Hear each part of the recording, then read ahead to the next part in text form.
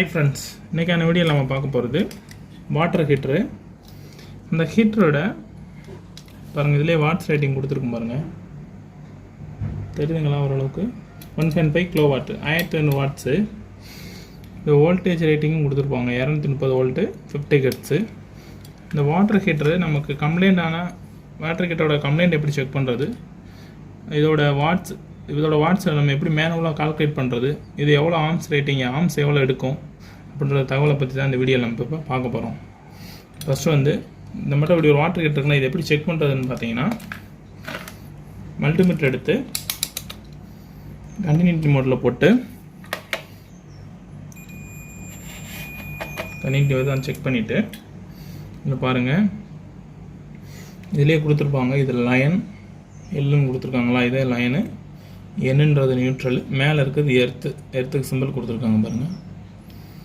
என்ன செய்யணும்னா, ஏதாவது ஒரு லைனோ நியூட்ரலே வச்சுட்டு ஃபஸ்ட்டு ஹீட்டரோட அந்த ஹீட்டிங் எலமெண்ட்டில் அவுட்டரில் வைக்கணும், நெக்ஸ்ட் ஆப்போசிட்டில் வைக்கணும். செக் பண்ணும்போது சவுண்ட் வந்துச்சுன்னா, நம்ம நார்மலாக செக் பண்ணது எப்படி சவுண்ட் வந்துச்சு அது மாதிரி வந்துச்சுன்னா ஹீட்டர் ப்ராப்ளம்னு அர்த்தம். சவுண்ட் வரல, அதே மாதிரி நியூட்ரலையும் வச்சு செக் பண்ணிக்கலாம். நெக்ஸ்ட்டு பாடியாக இருக்கான்னு செக் பண்ணுறதுக்கு எர்த்தில் வச்சு பார்த்துக்கலாம். ஹீட்ரு ஹீட்டிங் எலமெண்ட் கரெக்டாக தான் இருக்குது. ப்ராப்ளம் ஷார்ட் ஆகிருந்துச்சுன்னா நமக்கு அவுட்டரில் லைனு நியூட்ரல் இதே வைக்கும்போது கண்டினியூட்டி ஷார்ட் காட்டும். இப்போ நம்ம இந்த மாதிரி ஹீட்டரை நம்ம செக் பண்ணும்போது பேசிக்காக வோல்டேஜ் கரண்ட் பவரை பொறுத்த வரைக்கும் ஓம்ஸ்லாம் தான். அதனால் ஓம்ஸ்லானா என்னென்னு ஃபஸ்ட்டு நம்ம ஜென்ரலாக எல்லாருமே தெரிஞ்சு வச்சுக்கிறது நல்லதான். ஓம்ஸ்லானா என்னென்னு பார்த்தீங்கன்னா, I = V/R, இதுதான் ஃபார்முலா. இல்லை ஐன்றது கரண்ட்டு, Vன்றது வோல்டேஜ், Rன்றது ரெசிஸ்டன்ஸ். ஒரு கரண்ட் ஒரு இதில் ஃப்ளோ ஆகுதுன்னா அதுவும் வோல்டேஜ் டைரக்ட்லி ப்ரொபோஷனாக இருக்கும். இப்போ கரண்ட் கூடுச்சுன்னா வோல்டேஜும் கூடும். I ஆருக்கு இன்வெர்ஸ்லி, சரிங்களா? வோல்டேஜ் கூடனா கரண்ட் கூடும். அதே மாதிரி R I கூடும் போது ரெசிஸ்டன்ஸ் வேல்யூ குறையும். இதுதான் ஃபார்முலா, பேசிக் ஃபார்முலா. இந்த ஃபார்முலா வச்சு நம்ம இந்த ஹீட்டர் நம்ம சப்ளை எதுவும் கொடுக்காமே இதோட வாட்ஸ் 1.5 கிலோவாட்னு போட்டுருந்துச்சுல, இந்த 1500 வாட்ஸ் நம்ம எப்படி கண்டுபிடிக்கிறது பற்றி இந்த ஃபார்முலா வச்சு நம்ம இப்போ செக் பண்ண போகிறோம். அதுக்கு ஃபஸ்ட் என்ன செய்யணும், மல்டிமீட்டரை ரெசிஸ்டன்ஸ் மோடில் மாற்றிக்கோங்க. மாற்றிட்டு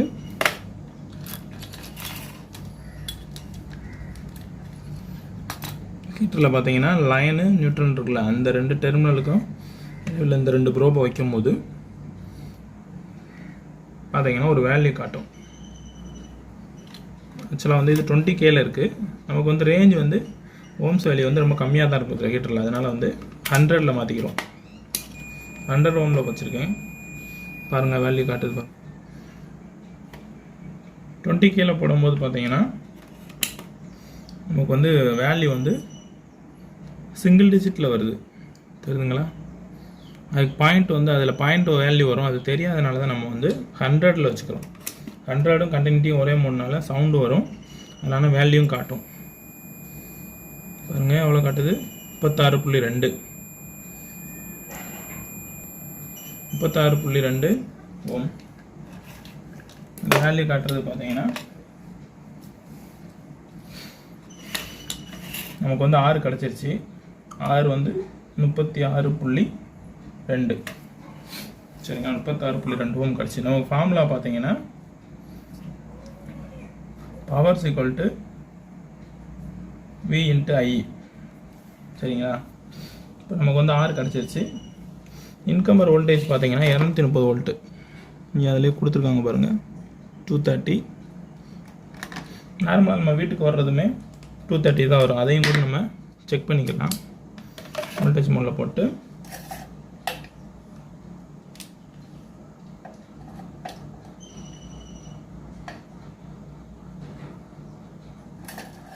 ஆக்சுவலாக லோ வோல்டேஜ்னால கொஞ்சம் கம்மியாக இருக்குது. ஆக்சுவலாக 230 வோல்ட்டு தான் வரும். நீங்கள் வீட்டில் செக் பண்ணும்போது உங்களுக்கு பார்த்தீங்கன்னா தெரியும், வோல்டேஜ் 230 கிடச்சிருச்சு.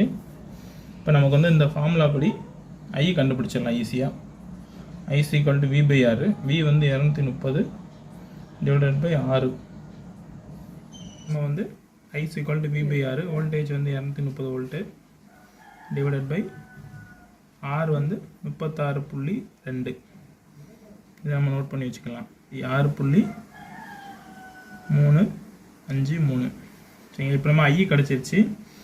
வோல்டேஜ் வந்து நமக்கு ஆல்ரெடி தெரியும் 230. நெக்ஸ்ட் வந்து power formula. Power is equal to voltage into current 230 into 6.353. ரெண்டையும் மல்டிபிள் பண்ணால் பவர் கிடச்சிரும். 30 இன்ட்டு 6.353 1461 நியர் 1500. நமக்கு போட்டிருக்க ரேஞ்ச் வந்து பார்த்தீங்கன்னா இது வந்து 1500 வாட்ஸு. 1500 வாட்ஸுன்றது 1.5 கிலோவாட்டு. ஆக்சுவலாக இதுலேயே 2 கிலோவாட் ரேஞ்ச் இருக்குது. எந்த வாட் எத்தனை வாட்ஸாக இருந்தாலும் இதுதான் வந்து பேசிக் ஃபார்முலா. ஃபஸ்ட்டு வந்து நம்ம மல்டிமீட்டர் யூஸ் பண்ணி இந்த லைனுக்கு நியூட்ரலுக்கு நடுவில் எவ்வளோ ரெசிஸ்டன்ஸ் வேல்யூ வருதுன்னு ஃபஸ்ட்டு நம்ம செக் பண்ணிவிட்டு அதை நோட் பண்ணி வச்சுக்கிறோம். வோல்டேஜ் வந்து நம்ம நார்மலாக வீட்டுக்கு வர வோல்டேஜ் 220 230 வரும். 230 வோல்ட்டு. பவர் ஃபார்முலா வந்து P is equal to V into I. I தேவைனால ஐயை வந்து இந்த ஃபார்முலா அப்படி ஐயை கால்குலேட் பண்ணிட்டு ரெண்டையும் மல்டிபிள் பண்ணால் நமக்கு வந்து வோல்டேஜ் இது வாட்ஸ் வந்து கிடச்சிடும். இப்படி தான் வந்து நம்ம வாட்ஸை வந்து ஈஸியாக வந்து நம்ம மல்டிபிள் யூஸ் பண்ணி செக் பண்ணிக்கலாம். இது மாதிரி எந்த விதமான ஹீட்டராக இருந்தாலுமே இந்த ஓம்ஸ்லா ஃபார்முலா வச்சு நம்ம செக் பண்ணிக்கலாம். அது போக வந்து ஹீட்ரு வந்து நமக்கு இப்போ சப்போஸ் ஃபெயில் ஆக போகுதுன்னு பார்த்தீங்க, ஃபெயில் ஆயிருந்துச்சுன்னா நம்ம இந்த ரெண்டு லைனுக்கு நியூட்ரலுக்கு நடுவில் வைக்கும்போது வந்து ஷார்ட் காட்டும், வேல்யூ எதுவும் காட்டாது. வேல்யூ வந்து இப்போ நமக்கு ஒரு வேல்யூ காட்டுச்சு பார்த்தீங்களா, கண்டினியூட்டி மோடில் போட்டு நம்ம செக் பண்ணும்போது ஒரு ரேஞ்ச் வேல்யூ நமக்கு வருது. இந்த மாதிரி வேல்யூ வந்துச்சுன்னா நமக்கு வந்து ஹீட்டர் வந்து நல்லா இருக்குன்னு அர்த்தம். சப்போஸ் வேல்யூ வராமல் பாருங்கள், ரெண்டையும் ஷார்ட் பண்ண என்ன ஆகுதுன்னு பாருங்கள், 0ன்னு வரும். இந்த மாதிரி கண்டினியூட்டி வந்து 0ன்னு வந்துச்சுன்னா ஹீட்டர் வந்து போச்சுன்னு அர்த்தம், ஹீட்டர் வந்து ப்ராப்ளம் ஆயிடுச்சுன்னு அர்த்தம். சப்போஸ் ஹீட்டர் வந்து வேல்யூ ரேஞ்ச் வந்து குறையுதுன்னு வைங்களேன். இப்போ நமக்கு வந்து ரேஞ்சு காட்டினது இதில் பார்த்தீங்கன்னா 36 அந்த நியரில் இருக்கனால தான் நமக்கு வந்து இந்த வேல்யூ வருது.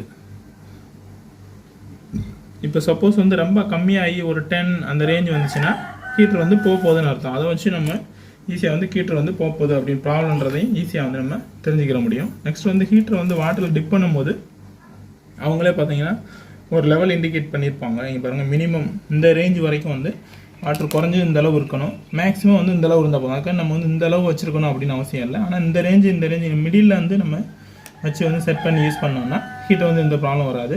ஹீட்டர் அது மாதிரி ஆன் பண்ணும்போது வாட்டரில் டிப் பண்ணி தான் ஆன் பண்ணணும். வாட்டரில் டிப் பண்ணாமல் ஆன் பண்ணிங்கன்னா டக்குன்னு வந்து ஹீட்டிங் எலமெண்ட் போய் இது வந்து பேன் ஆகி வெடித்து அப்படியே ஹீட்டர் வந்து ஈஸியாக வந்து உடனே வந்து குயிக்காக ஃபஸ்ட் ஆகிடும். அதனால் வந்து ஹீட்டரை யூஸ் பண்ணும்போது வாட்டர் டிப் பண்ணி யூஸ் பண்ணுங்கள். மேக்ஸிமம் ரேஞ்ச் வரைக்கும் யூஸ் பண்ணணும்னு அவசியம் இல்லை, இந்த அளவு கூட யூஸ் பண்ணாலும் பரவாயில்ல. ஆனால் மினிமத்துக்கு கீழே போயிடுச்சுன்னா ஹீட்டர் வந்து கட்டாயம் போயிடும். ஓகே ஃப்ரெண்ட்ஸ், வீடியோ பிடிச்சிருந்தா லைக் பண்ணிக்கோங்க. தேங்க்யூ. மீண்டும் இது போன்ற அடுத்த பயனில் வீடியோக்குள்ளே சந்திக்கிறேன். நன்றி.